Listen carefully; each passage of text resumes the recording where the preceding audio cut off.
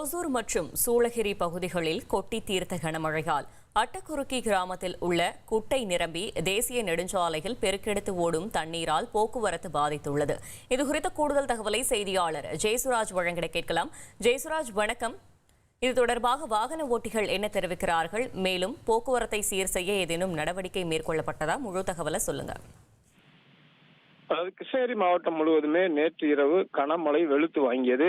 மாவட்டத்தின் பல்வேறு இடங்கள்ல ஓசூர், கிருஷ்ணகிரி, ஊத்தங்கரை போன்ற பகுதிகளிலும், தேன்கனிக்கோட்டை, தளி இந்த மாதிரி இடங்கள்லயும் கனமழை இரவு நேரத்தில் வெளுத்து வாங்கியது.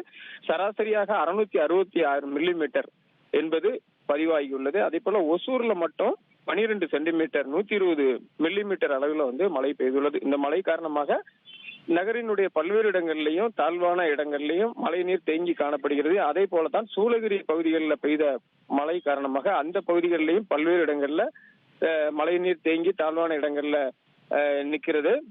அதே போல அட்டக்குருக்கி இந்த இடம் பாத்தீங்கன்னா தேசிய நெடுஞ்சாலையில் உள்ளது. பெங்களூர் கிருஷ்ணகிரி தேசிய நெடுஞ்சாலையில இந்த பகுதியில அங்க இருக்கக்கூடிய ஒரு குட்டையில நிரம்பிய இந்த நீரானது தேசிய நெடுஞ்சாலையில தாழ்வான இடங்கள்ல தேங்கி நிற்பதால் அந்த பகுதியில செல்லக்கூடிய வாகனங்கள், இரண்டு புறங்களிலும் செல்லக்கூடிய வாகனங்கள் செல்ல முடியாமல் ஊர்ந்து செல்லக்கூடிய ஒரு நிலை ஏற்பட்டுள்ளது. இதனால வாகன ஓட்டிகள் கடுமையான சிரமத்தை சந்தித்து வருகின்றனர். ஊர்ந்து அந்த வழியாக செல்கின்றனர். அந்த தண்ணீர் வெளியேறுவதற்கு இடமில்லை, மெதுவாக செல்கிறது. இதனால வாகன ஓட்டிகள் என்ன கோரிக்கை வைக்கிறாங்கன்னா, இந்த நீரை தேசிய நெடுஞ்சாலைத்துறையினர் அகற்றுறதுக்கு நடவடிக்கை எடுக்க வேண்டும் அப்படிங்கிற கோரிக்கை வச்சிருக்காங்க. இதனால போக்குவரத்தும் கடுமையாக பாதிக்கப்பட்டுள்ளது. இதே போல ஒசூர் அருகே உள்ள திப்பாலம் என்ற ஊர் பாத்தீங்கன்னா, இந்த கனமழைக்கு பெய்த மழையால, மழை நீரால அந்த பகுதியில் இருக்கக்கூடிய தரைப்பாலம் மூழ்கடிக்கப்பட்டு அந்த ஊருக்கு சாலை துண்டிக்கப்பட்டுள்ளது. அந்த கிராமத்தில் உள்ள மக்கள் வெளியே செல்வதற்கு முடியாமல் அங்கேயே இருக்கக்கூடிய ஒரு சூழல் உருவாகிறது. அதே போல அது அருகே உள்ள ஆர்ஆர் கார்டன் என்ற தனியார் குடியிருப்புக்குள்ளும் 100க்கும் மேற்பட்ட வீடுகள் இருக்கு.